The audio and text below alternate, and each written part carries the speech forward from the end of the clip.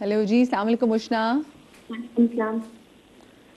जी मेरी call connect नहीं कर पाई जी आपसे। जी बिल्कुल उशना, आपकी कॉल कनेक्ट हो गई है। मैं स्टूडियो से मदिया नकवी बात कर रही हूँ। क्या पूछना चाहेंगी? जी मैंने ये पूछना है कि मेरा जो पूरा खंबा है वो झूठ पे चल रहा है। झूठ पे? क्या क्या चल रहा है झूठ पे? जी कुंबा? मैं ये कहना चाहती हूँ जी कि जो जी। मेरा पूरा घर है वो झूठ पे चल रहा है। मैं जितनी कोशिश करती हूँ कि मेरे घर में झूठ अवॉइड किया जाए, फिर भी मेरे बच्चे मुझसे झूठ बोलते हैं। मुझे मेरे खावन से झूठ बोलना पड़ता है, क्योंकि जो मेरे खावन हैं वो थोड़े सख्त मिजाज के हैं। अगर मैं घर में कोई भी काम करती हूँ तो उनसे छुप के करती हूँ, इन अ सेंस कि मैं कोई काम करना है, कोई पैसे देने हैं किसी को, किसी गरीब को, तो मुझे इस चीज पे थोड़ा वो डर लगता है उनसे कि मैं झूठ बोल के उनसे अपना वो काम करती हूँ। तो मैं इस चीज को कैसे अवॉइड करूँ अपने घर में कि झूठ ना बोला जाए मेरे घर में। और इस चीज से मैं खुद खुदा खौफी से बहुत डरती हूँ, और आप प्लीज मुझे इससे उलमा से मशवरा करके दें कि मैं कैसे इस चीज को अवॉइड करूँ। अच्छा, ठीक है। इमरान भाई, ज़रा मैं आपसे ज़रा ये जो उन्होंने बात की है, और वो परेशान भी हैं, और वो कह रही कि पूरा जिनका कुनबा है वो झूठ से चलता है, और आई एम श्योर बहुत सारी ऐसी बातें जो टेलीविजन पे शायद वो नहीं जी कह हाँ। सकती। लेकिन इन्होंने जो कंडीशन बताया ना कि शौहर गुस्से वाले हैं, अगर उनको हर बात बताई जाए तो फसाद और लड़ाई करते हैं। तो रसूल करीम सल्लल्लाहु अलैहि वसल्लम ने बड़ा प्यारा एक ज़ाब्ता बताया कि मियाँ बीवी का किसी मसलहत के तहत एक दूसरे से झूठ बोलना गुनाह नहीं है। अच्छा, मसलहत अलग चीज़ होती है और चीटिंग अलग चीज़ होती है। ये जो कर रही है, किसी की हेल्प करनी है, जिस तरह खुद क्लियर करके बता दिया, अगर शौहर को बता देंगी कि भाई मैं अपने भाई की, बहन की, माँ की, किसी की मदद कर रही हूँ, शौहर गुस्सा करेंगे, तो उसमें जो झूठ बोल रही हैं तो ये अपने आप को फसाद से, अपने शौहर को लड़ाई से बचा रही हैं। ये झूठ काउंट नहीं होगा, इनको इंशाल्लाह गुनाह नहीं मिलेगा। बल्कि अगर किसी अच्छे काम के लिए कोई इस तरह का हीला कर रही हैं तो उसमें उनको उम्मीद है कि सवाब भी मिलेगा, क्योंकि अच्छी कोई नीयत है।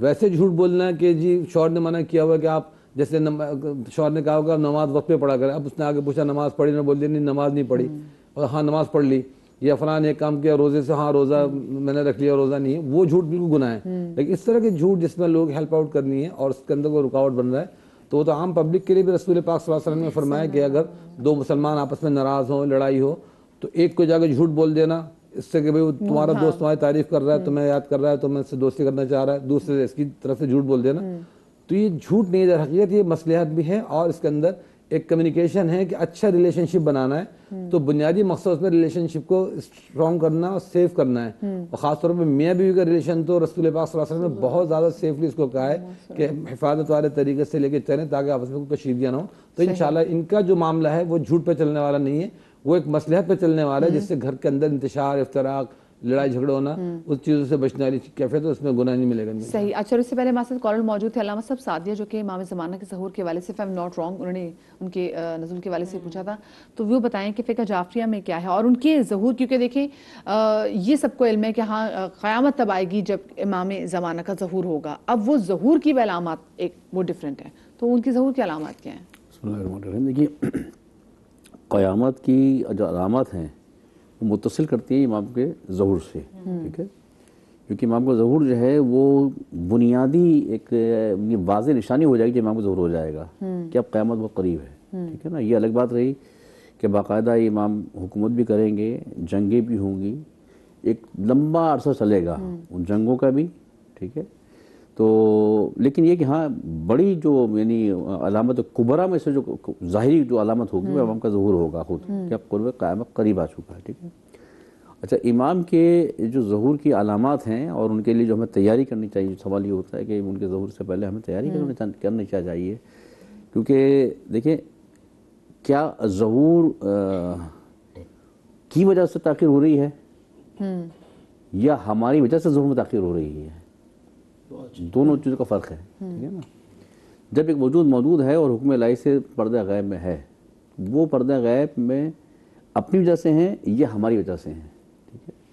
दरहकीकत वजह उनकी गैबत की और ताख़ीर में ज़हूर की हम खुद हैं, हमारे अपने अमाल हैं, इसलिए कि हमने अभी तक ऐसा माहौल आमादा ही नहीं किया कि जिसमें वो तशरीफ़ ला सकें। जैसे बचपन से सुनते आ रहे हैं कि 313 मोमिन की ज़रूरत होगी, इसका मतलब है ये पूरी दुनिया में 313 मोमिन ही नहीं। जैसे ज़हूर सुगरा के लिए, और जैसे ज़हूर सुगरा है और गैबत सुगरा थी, गैबत कुबरा थी, जी जी, इसी तरह से ظہور بھی 2 حصوں میں ہے، ایک ظہور صغریٰ ہے، ایک ظہور کبریٰ ہے، اور جو مراجع عظام اور علماء کرام اس فیلڈ میں جنہوں نے اسپیشلٹی کی ہوئی ہے، مثلا آیت اللہ شہاب الدین مرشد نجفی تھے، صافی گلبگانی تھے، یہ وہ حضرات ہیں جنہوں نے باقاعدہ امام زمان پر اسپیشلٹی کی ان کے بارے میں نا. تو انہوں نے اپنی علامات میں سے بتایا تھا کہ جس وقت اب یہ جو دور ہے یہ ظہور صغریٰ کا زمانہ ہے جس میں ہم گزر رہے ہیں. ان علامات میں سے ایک علامات جو تھی وہ یہ تھی کہ مرکز علم نجف سے قم منتقل ہو جائے گا، جو ہوا پچھلے زمانے کے اندر، پچھلی تاریخوں کے اندر ہوا. ٹھیک ہے، مسجد زمگران جو امام سے منسوب ہے، اس مسجد کا آباد ہو جانا. ہمیں معلوم ہے کہ جب 84-85 میں ہم پڑھنے کے لیے گئے تھے تو اس وقت مسجد فقط ایک چھوٹا سا کمرہ تھا. ٹھیک ہے نا، آج وہ مسجد جو ہے وہ شانہ ٹکراتا ہے، اتنا مجمع ہوتا ہے، اتنی بڑی. ٹھیک ہے، تو بہت ساری کچھ علامات ایسے ہیں جو ظہور صغریٰ کی نشاندہی کر رہی ہیں کہ ظہور صغریٰ تو ہو چکا، ظہور کبریٰ کا انتظار ہے. میں ظہور صغریٰ اور کبریٰ دونوں میں بات کروں گی، لیکن چھوٹی سی بریک آ گئی، بریک کے بعد ملتے ہیں.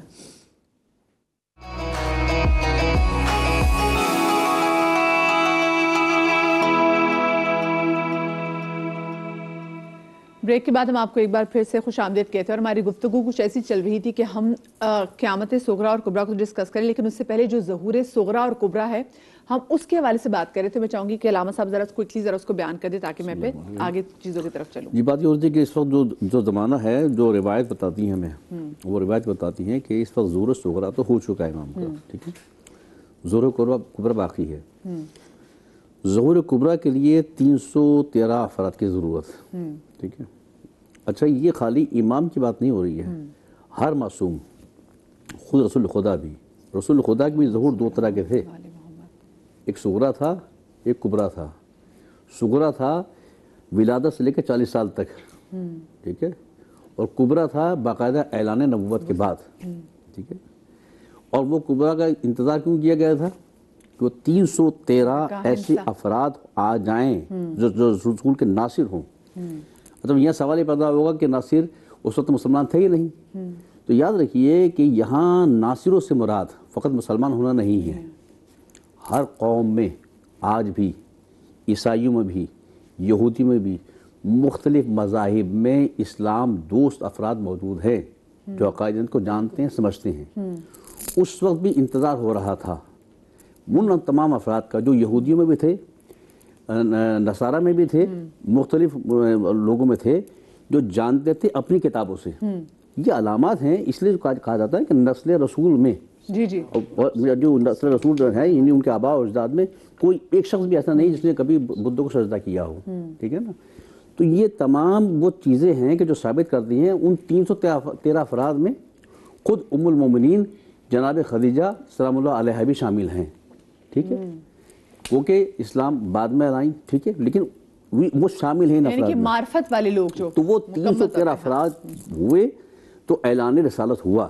اور جیسے اعلان رسالت ہوا تو تیزی کے ساتھ ہم نے دیکھا کہ اسلام کی مدد کے لیے مال و دولت کے ساتھ، جان کے ساتھ کتنی تیزی کے ساتھ افراد اکٹھا ہوئے. ٹھیک ہے، اسی طرح سے ظہور امام کے بارے میں بھی ہیں 313 افراد. اچھا اب بات یہ ہوگی کہ کیا پوری دنیا میں اتنے سارے بڑے بڑے علماء، مراجع، مفتیان ہیں تو کیا 313 نہیں ہے؟ ٹھیک ہے، بات یہ ہے کہ جو پیمانہ خدا کی نگاہ میں ہے ابھی تک وہ، اور جو پیمانہ امام کی نگاہ میں ہے وہ پیمانہ مکمل نہیں ہے.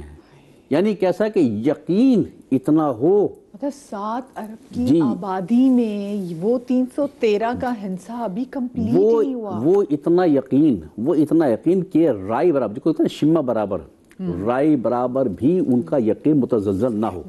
ٹھیک ہے نا، ایسے افراد جو جانتے ہوں.